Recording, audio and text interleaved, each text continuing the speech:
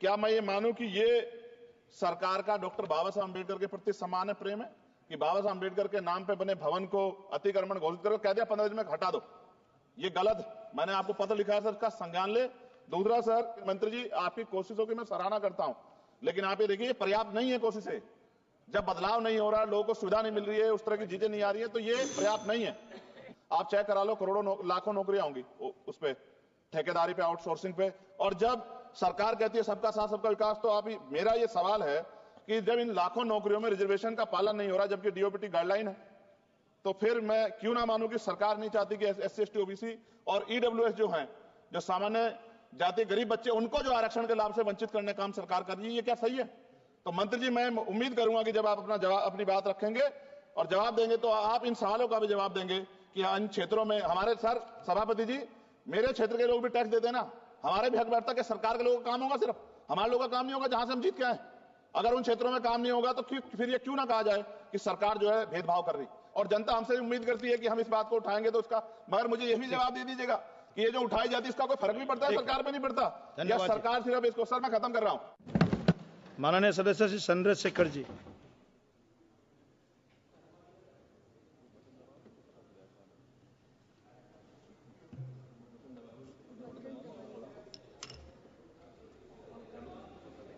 धन्यवाद सभापति जी।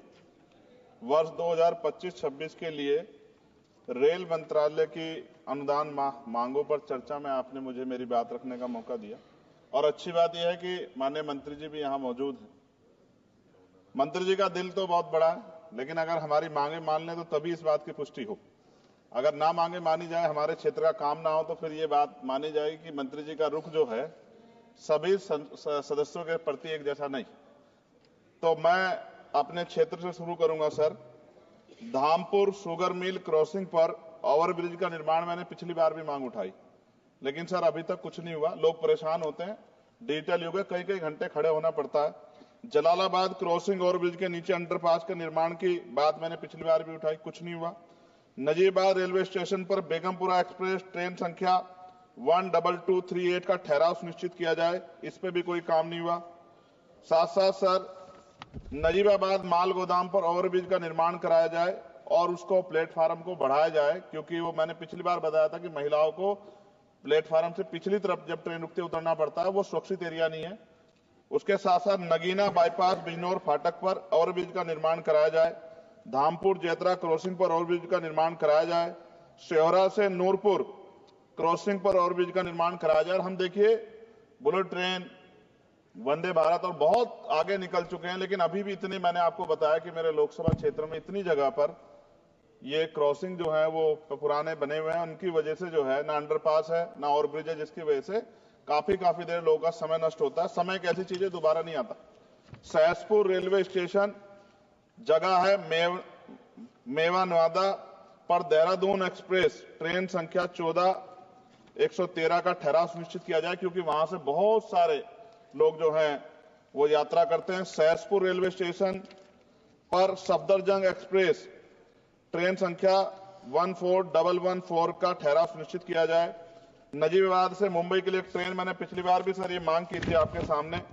साथ साथ सर, रेलवे स्टेशन जो है हमारे क्षेत्र के, उनकी हालत बड़ी खराब है। एक दो पे आपने काम कराया, मगर मेरी मांग ये है कि सभी रेलवे स्टेशन कायाकल्प कराए जाए, उनमें उनका जो है जीर्णोद्धार की सुंदरता वो सुंदर लगे देख के। दूसरा, रेलवे में सुरक्षा व्यवस्था, कई घटनाएं हमने देखी जहां सुरक्षा व्यवस्था पे बड़े सवाल खड़े हुए, और एक तो हमारे लोकसभा के मेंबर ही थे राजस्थान के, उन्हीं का फोन वगैरह चोरी हो गया था अभी बाड़मेर वालों का।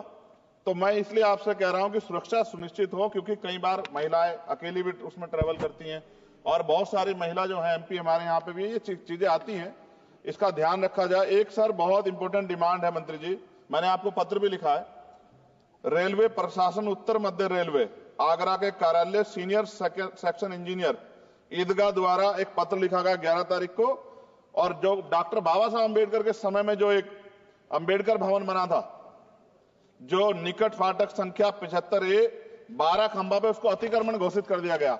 ये क्या मैं ये मानूं कि ये सरकार का डॉक्टर बाबा साहब अम्बेडकर के प्रति सम्मान है, प्रेम है, कि बाबा साहब अम्बेडकर के नाम पे बने भवन को अतिक्रमण घोषित करके कह दिया 15 दिन में हटा दो?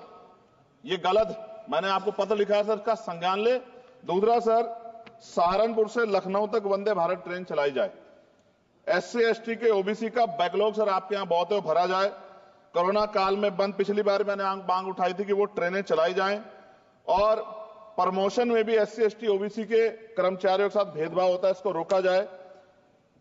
मैंने पिछली बार लोको पायलटों की मांग उठाई थी कि उनको जो है 2 रात को 2 दिन ड्यूटी करने के बाद फिर ड्यूटी कराई जाती है, और वो लोग जो हैं फिर कई बार कई घटनाएं ऐसी घटती हैं कि एक नींद की झपकी लगी और एक्सीडेंट हो गया, और सारा दोष आपकी तरफ आता। तो अभी ये दिल्ली में भी एक घटना घटी और कई सारी ऐसे ट्रेन घटना घटती है। इसके लिए मैं आपको नहीं दोषी मानता, लेकिन मैं कहता हूं कर्मचारियों को उस तरह की सुविधा मिलनी चाहिए कि वो जब वो ड्यूटी करें तो अपने आप को परफेक्ट महसूस करें। लेकिन अगर ये इस पे ध्यान नहीं दिया गया तो किसी दिन कोई बहुत बड़ी घटना घटेगी, तो लोगों के जीवन की कीमत होनी चाहिए। ये इसमें रेलवे में अमीर भी सफर करता है, गरीब भी करता है, लेकिन अमीर के साथ अगर कोई हादसा होता तो वो चर्चा होती, गरीब के साथ हादसे की चर्चा नहीं होती। ये अनुभव है, हमने रेलवे में सफर किया और रेलवे में करोड़ों लोग सफर करते हैं।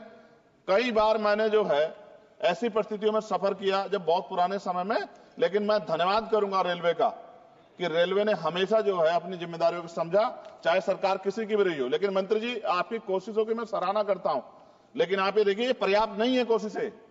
जब बदलाव नहीं हो रहा, लोगों को सुविधा नहीं मिल रही है, उस तरह की चीजें नहीं आ रही है, तो ये पर्याप्त नहीं है। मैं सभापति जी खत्म करूंगा। एक आउटसोर्सिंग रेलवे में बहुत हो रही है सर, और आउटसोर्सिंग की वजह से SC ST OBC और अब EWS के बच्चों को जो है आरक्षण का लाभ नहीं मिलता। आप चेक करा लो, करोड़ों लाखों नौकरियां होंगी उस पे, ठेकेदारी पे, आउटसोर्सिंग पे।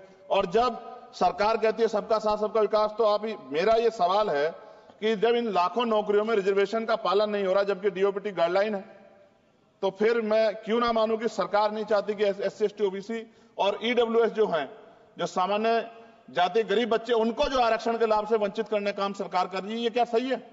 तो मंत्री जी, मैं उम्मीद करूंगा कि जब आप अपनी बात रखेंगे और जवाब देंगे तो आप इन सवालों का भी जवाब देंगे कि इन क्षेत्रों में हमारे, सर सभापति जी, मेरे क्षेत्र के लोग भी टैक्स देते हैं ना, हमारे भी हक बैठता कि सरकार के लोगों का काम होगा, सिर्फ हमारे लोगों का काम नहीं होगा जहां से हम जीत के आए।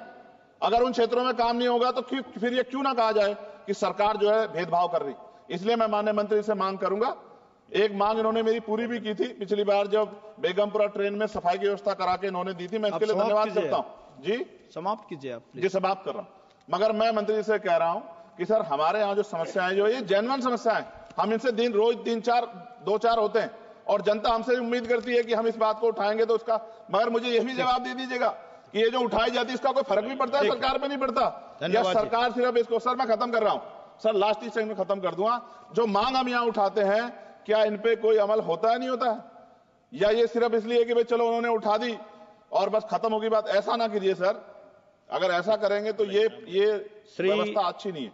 मैं आपका धन्यवाद दूंगा सभापति जी, और मंत्री से आग्रह करूंगा कि हमारी मांग को माना जाए। धन्यवाद।